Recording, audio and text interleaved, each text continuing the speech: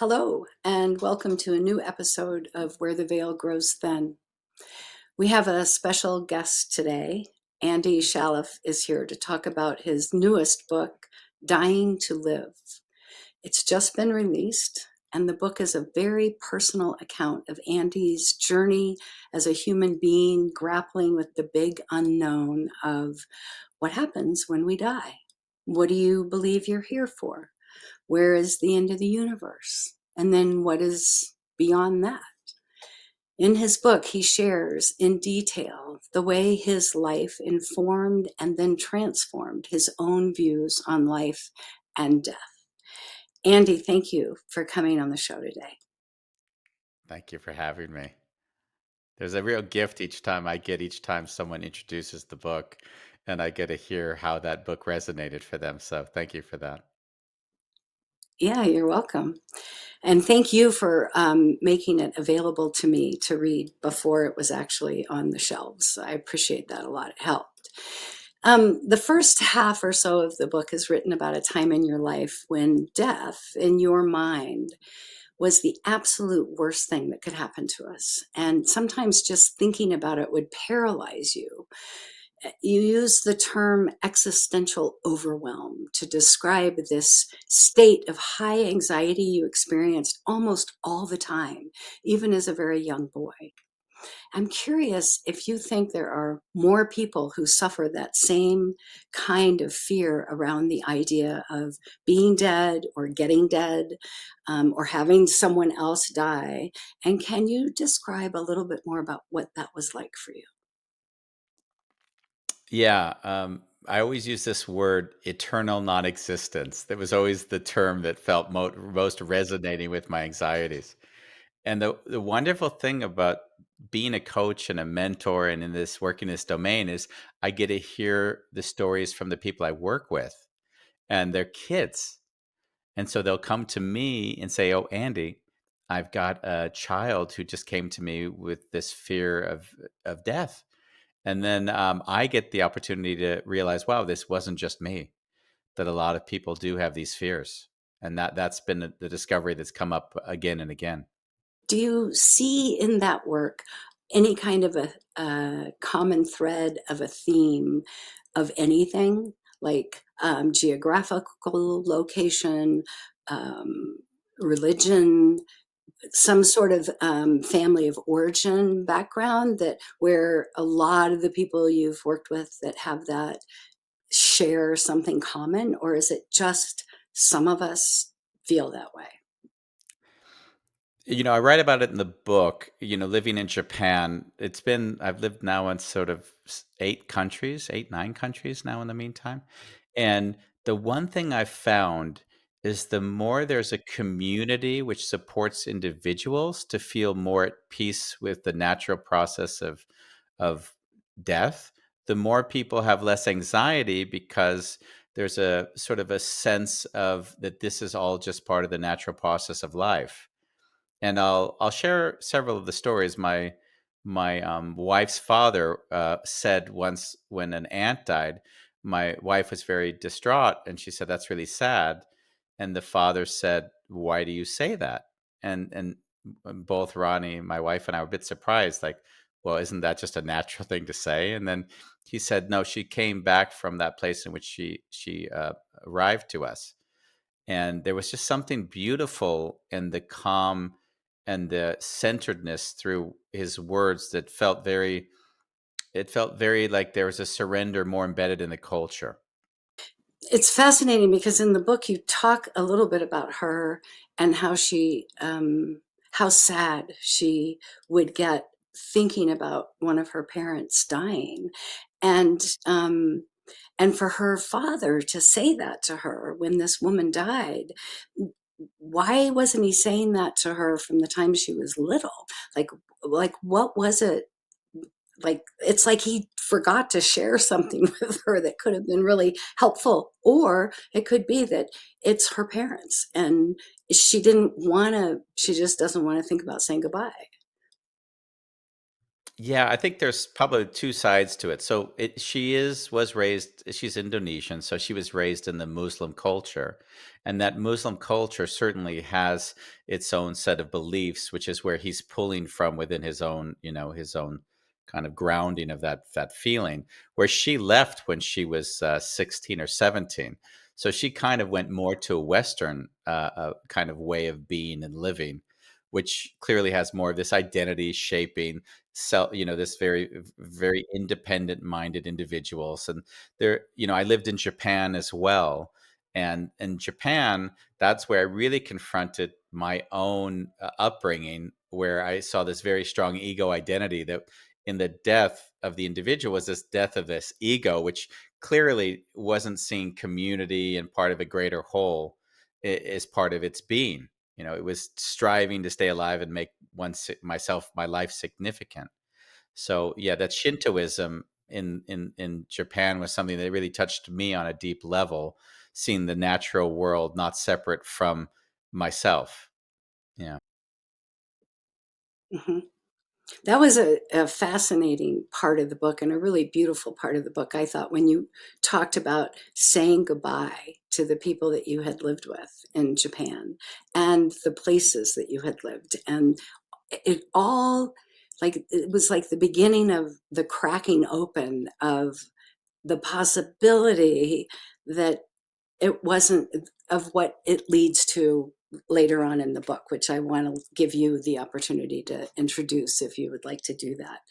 Um, y- your mom died tragically when you were 18 years old, and you were already enmeshed in a relationship with death that was practically debilitating. And her death was a catalyst to you eventually leaving the United States, I think in an attempt to get away from the pain of your mom dying. And so you did leave the US, and you've never chosen to live here again. But when I was reading that chapter, I just kept thinking, well, didn't it all just go with you? Like, how do we run away from something like that? Grief is a very patient emotion that just glums onto us and becomes part of who we are. And we can't, my experience has been, we can't get away from it. How long did it take you to realize that it was in your suitcase, or it was at the door, that it didn't stay back here in the United States? Yeah. Yeah. Yeah. Yeah. It's funny because one of the lessons I learned in my life was to be okay with my emotions. And this is an emotional topic for me. When I I called it my life do over. I had a mentor, and that mentor I spent a decade with, and then he had cancer and eventually died of a heart attack. And when he died, I didn't know what I was going to do with my life, because I'd done well in my business life. I quit, did everything, did my life start over, and then he died. And then in the pain of that loss, I didn't know what to do, so I just started to write. I said, I don't know what I'm going to do, but I'll let my writing guide me, which led to the first book. And that book did well. And then that caused me to do something that I just randomly said, I'm going to travel across America, and I'm going to ask people to write a letter to a loved one as if it's the last letter they ever send them. And I did that 60 times in 3 months. It was an exhausting, intense experience. But what I promised myself was I was not going to step away from the pain that I had for the 30 years prior, which meant each time I told the story, I cried, which was, I can tell you, it was therapeutic and exhausting. And it sort of allowed me to almost practice the art of not stepping away from the pain, which was not easy. Yeah. And I guess you can kind of armor up in certain circumstances and tell a story and not cry.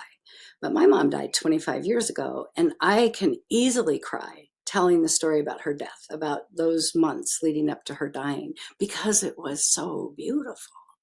Not because it was so awful, but because it was so beautiful. And people that hear the story cry. It's, but what a beautiful way to make the connection Did you ever write him that letter? Did you do that? Did you write a letter to him when he died? Oh, did I ever write a letter to him? I did something I think was almost my letter, though it wasn't a letter. He was diagnosed with non-Hodgkin lymphoma, and he was given 5 years to live. And when he got that diagnosis, I said, "No, no, no. I'm not living on that 5-year schedule." And I said, "We're going to take a trip through America. You and me, we're going to do a road trip." And this is an individual like I loved, but I can't say I liked him. I mean, he was a little bit difficult to deal with, very opinionated and strong minded. But I said, I don't know. I could cry now. I don't know how much time I've got with you. And I'm not going to pretend that that arbitrary 5 years is something I'm going to take seriously. So we took that trip, and I lived on my own timeline. And we came back from that trip, and he died a week after from the heart attack. So, in a way, my last letter to him was what I ask of everyone else: is to live with the urgency that the time frame doesn't matter. What the urgency shows us is if we know that this is a possibility, that we take it so seriously that it forces us to make decisions we might not otherwise make. And that was the last letter with him. It's interesting to me. My focus is typically on grief. And because I feel like there's so much of it in our lives, and so few of us are comfortable addressing it or talking about it and helping people that are doing it learn to embrace it and make friends with it, which is part of what my mom taught me before she died. But the biggest thing was exactly what you're saying, is that knowing that we don't know. We are here right now, and any opportunity we let go by, that we haven't tried to be kind or to be helpful or to see somebody, to actually see them and to say, "How are you?" I had somebody stop driving down the street. I was walking down the street. He was going the other direction. He stopped in the middle of the street, rolled down his window, and he said, "How are you?" And I kind of walked over and I said, "That is a really loaded question." And he goes, "God, I am so sorry. I asked you that question and I actually don't have time to listen to the answer." And so we kind of made a pact that we would get in touch with each other and find the time to listen. But it's really the lessons I learned in my mom's death were really about that. But the grief piece is so fascinating to me because I think, and if you could talk more about it, it would be awesome. That fear of, was it a fear of the pain you knew you would feel if someone died that you loved, or was it really about that eternal nothingness because you thought when we die there is nothing? And then I know that there was an experience that changed everything, and I am going to leave it up to you how much you want to talk about that. But yeah. Hmm.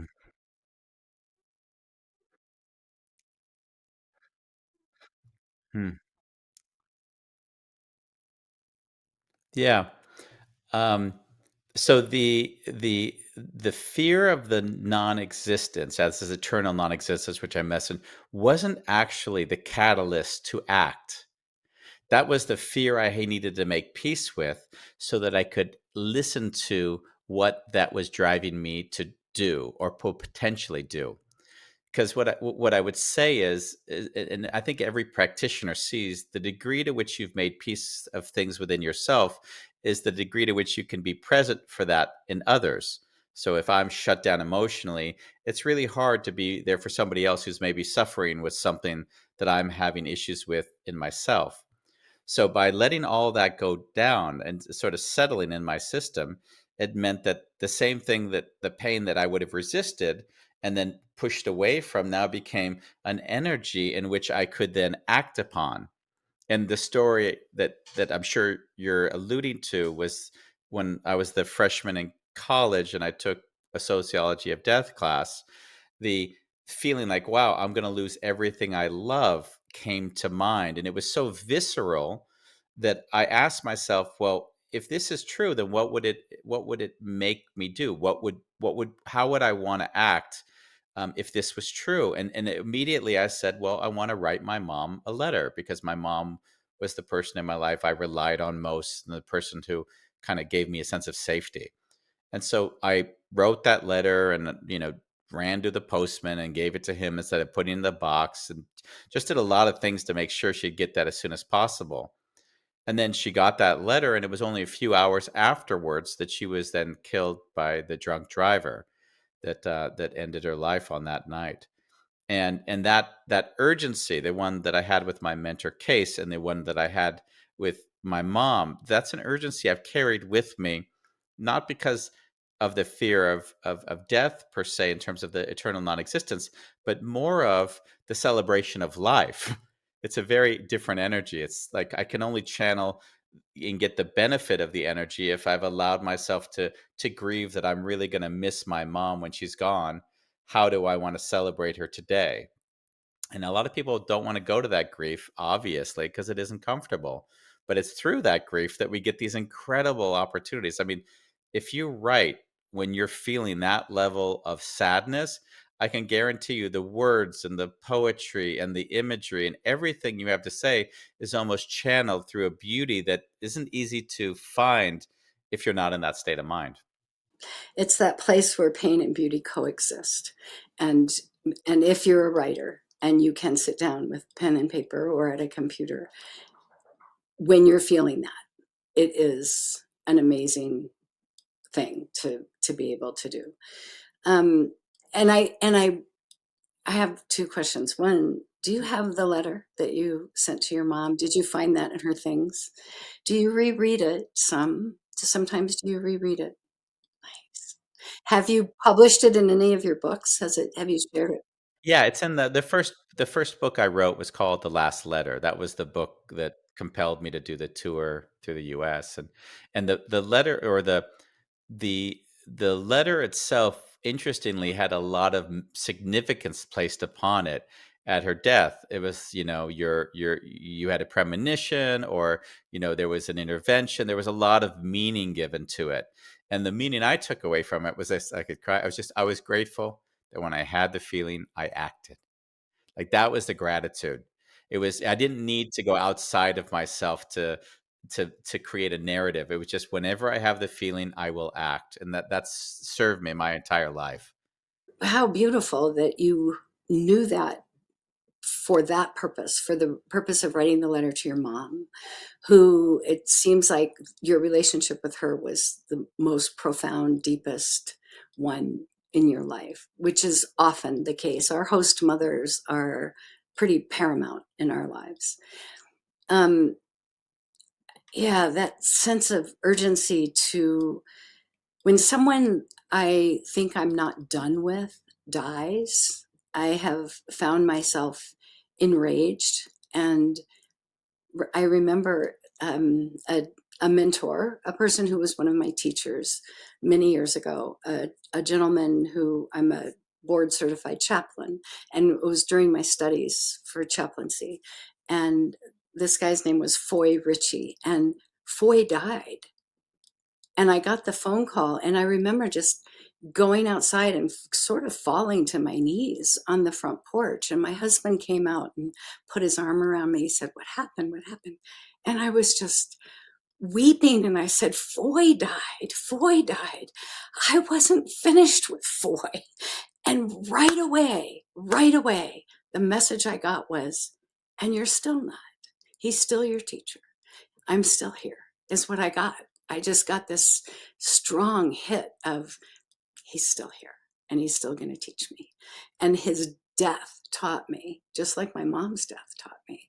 So I think, people that are comfortable talking about dying, people that are comfortable talking about living fully because we know we're going to die, and then people who are willing and comfortable with talking about the pain of grief and how we can sort of shift it and embrace it to become friendly with it so that it doesn't get in our way, but is a thing that we can go to, a place we can go to find comfort and in memories of something. But initially, you can't do that the very I mean, I needed to cry the tears I cried when Foy died, even though I got the hit right away and I knew I was gonna be okay. I just was sad. I mean, it's a sad thing to know I won't see him in that form again, but I don't know where I was going with that.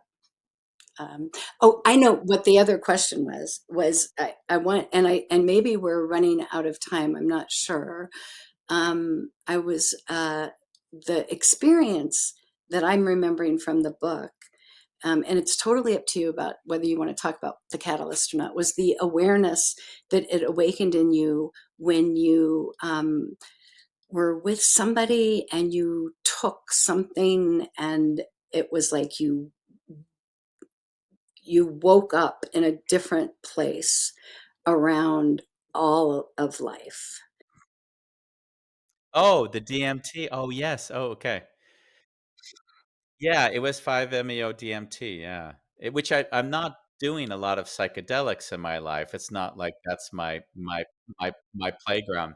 But that was something that was very f that was so having that experience was something that I love to experiment.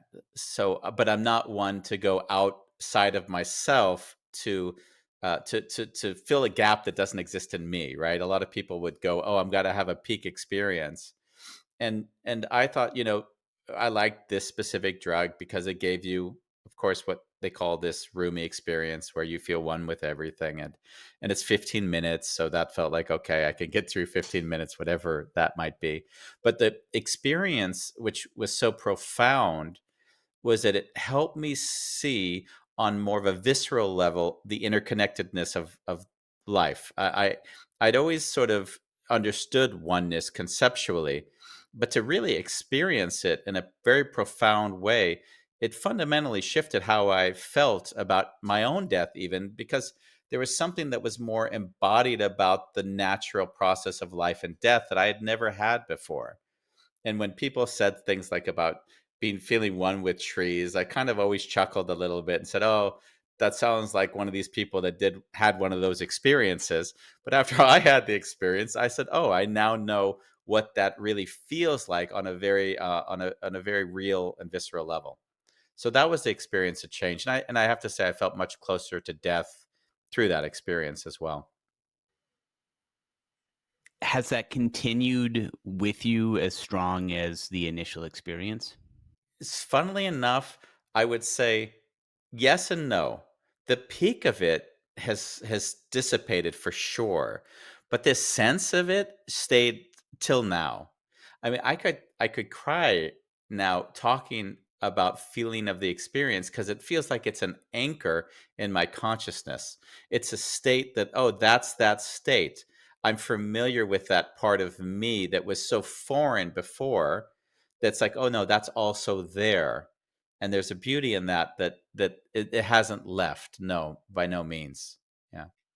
I asked because I had a similar experience on psilocybin in Amsterdam, your stomping grounds, as it turns out, and I had never had alcohol. I'd never had weed of any sort, and I was in Amsterdam in 2006, and because psilocybin was legal, um, I had this moment where a lifetime of depression and anxiety almost got wiped away in the experience with that connectivity. And it's interesting because our experiences are very similar in that I had always dismissed the language of the 60s or hippies of like, oh, yeah, I feel like one with God.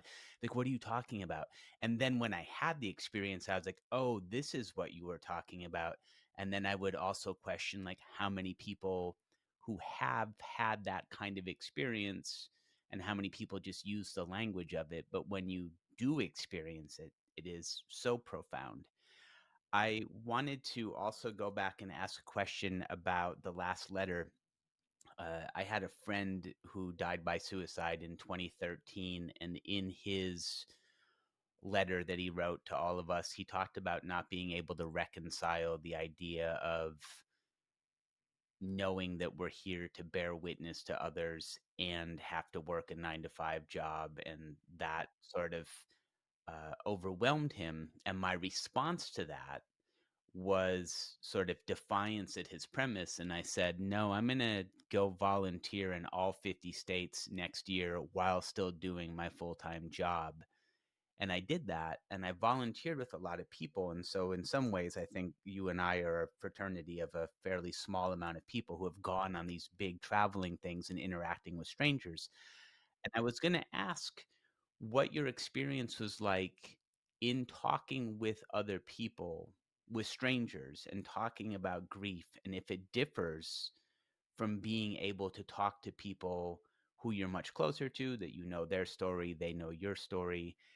For me, my experience was I thought, oh, this is going to feel good to be out in the world helping people and interacting with others. But because we are all one, I felt like there was a lot of that grief that I was also having to process. And whatever adrenaline spike came with the idea of like, here's this big adventure that I'm going to go on, there was a subsequent crash because you are bearing witness. And I was just wondering if you had any experience along those lines, and what it was like interacting with strangers and talking about all this. Yeah, I've given that a lot of thought because, of course, when I did the 60 sessions in such a compressed form, and I was so vulnerable and I emoted, the one thing I had as a false belief was that by me letting my own emotions go, that the emotions of others wouldn't attach, or they'd be I'd hold those less. And there's certainly truth to that. Like, I think it was the compression of doing so much in a short amount of time was very overwhelming for me. But I notice that if I'm at peace with all of my feelings and someone comes to me with the greatest of emotional pain, I tend to be just there for them. And I don't necessarily let that seep in too much, because I only seeps in when I feel resistance to what they're saying. If I feel complete embrace of their emotion and I feel that pain within myself, I recognize it, even if it isn't active at that moment, I tend to see that it's very settled in me. This past month, I've been physically unwell. And what the consequences of that was that I noticed I was not as patient. I was not as able to take on that emotional kind of holding that I would normally do so freely. So I kind of saw that my physical health also has a big relationship to my ability to hold that space for others. So if I'm in a good state and I've made peace, then I can listen to people crying and emoting all day long. But if I'm physically depleted, or if I'm resisting something someone's saying because I haven't made peace with it in myself, then I feel the exhaustion come on very, very strongly. Yeah. This is all so fascinating to me and exactly the kind of thing I love talking about. What you just talked about, the emotional adhesiveness that we can, I'm touching my body because it's sort of like it gets on us if we're not in a daily practice of something that allows us to hold the space without that happening, and then practices that we can do when we come back into the sanctuary of our home, so to speak, or as an example, to make sure that we release and discharge and wash off the things that may have followed us home quietly that we didn't pick up on. I think we probably, Andy, at this point, maybe need to wrap this one up. But I do want to ask: would you be willing to come back on another episode and talk about some other things or talk more about the book? Yeah, I'd love to. Yeah. Until then, we could talk for a long time. But please check out Andy's book, Dying to Live. You're welcome to find previous and future episodes of Where the Veil Grows Thin, wherever you listen to podcasts. Thank you, Andy, so much for being with us today, for being so open and authentic in your experiences in your life. I really do look forward to speaking with you again.